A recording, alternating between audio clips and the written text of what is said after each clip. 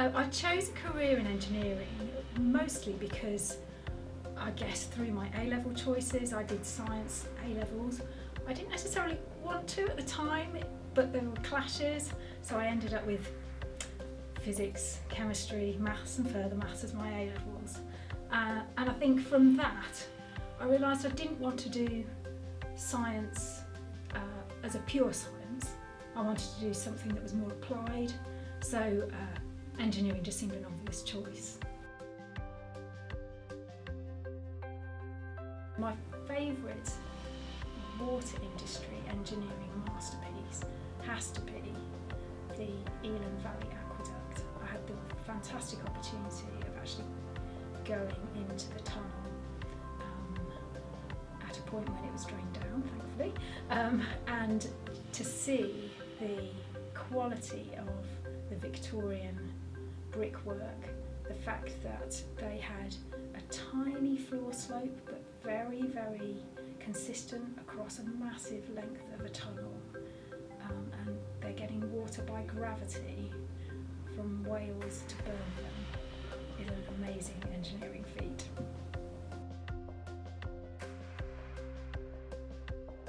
The most obvious thing that engineers do in the water sector is to design and construct new assets for the industry, so that's new pipes, getting water around, removing wastewater, but also new treatment works and the complexities that involves. So that's the most obvious place where you'll see engineers in the sector.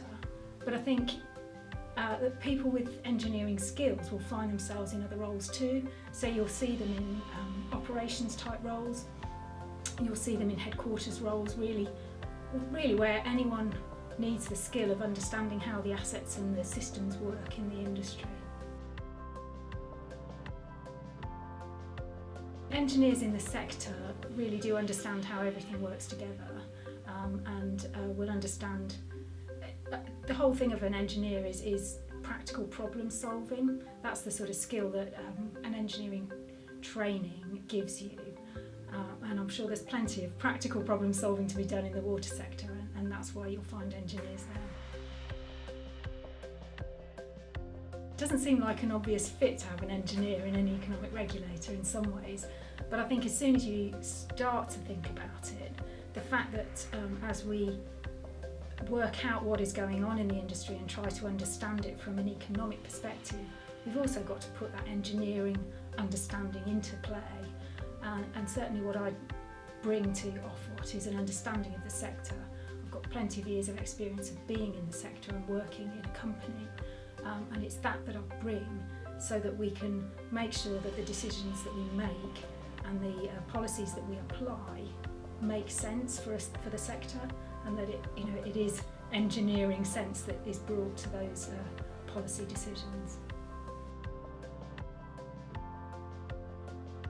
I think engineers could certainly collaborate, and pretty much I think they do collaborate, to help us understand the problems that the sector is facing and the challenges and how to address those challenges. Certainly you'll see engineers collaborating on research type projects across the sector. And yeah, I think we do need to see that collaboration, because a lot of the problems that the companies themselves face are not completely unique. They will find their neighbours facing those problems as well. So if anyone's got any bright ideas, everybody needs to hear about them. Certainly engineers tend to be quite keen on their professional development. You'll see engineers collaborating and cross-fertilising across all sorts of areas through their professional institutions. So you've got institutions of civil engineers, of chemical engineers, or chartered institution of water and environmental managers, and a lot of water-based engineers are members of that. So the aim of the Institution of Primary Engineers is really to get children at a primary school age excited about engineering, and to get them to experience practical problem solving in a structured sort of engineering type way in the classroom. So they provide support to teachers and give them a bit of a confidence boost in terms of how to apply the engineering framework, and they produce materials to help teachers to deliver the programmes in schools. They also connect engineers with schools and these engineers will go into the schools and really inspire children. I met an 8-year-old who knows already that she wants to be an aeronautical engineer because she met an aeronautical engineer. It's important to engage children really early on this because engineers are particularly visible, so I think as soon as they realise what an engineer does, they are very interested. They are innately wanting to know what the world around them is about, and if they are exposed to what it is that engineers do in the world around them, they do find it interesting. I think certainly it's quite well understood that if you've not inspired a child into STEM subjects by the time they're 11, it's already too late. Sadly, I do think it's quite difficult for women to find their way into engineering, even in 2019. I'm very disappointed that the figures are not that markedly different from when I went in 30 years ago. So it is disappointing that despite all the campaigns, and I think this is why we need to get to children earlier, because there's a stigma or something associated with being an engineer that doesn't seem to appeal to women. But if they can see as girls that actually this is stuff that they're interested in, stuff they want to do, then we've won the battle.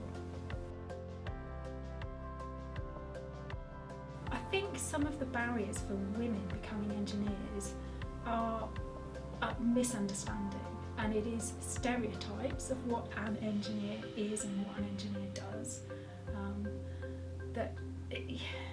There is some hint of truth in some of the stereotypes, but they don't have to apply. And I think this is where, as I say, if you get in early enough, you can sort of smash those stereotypes. And the other aspect I think that is important with this is that girls are allowed to explore things practically.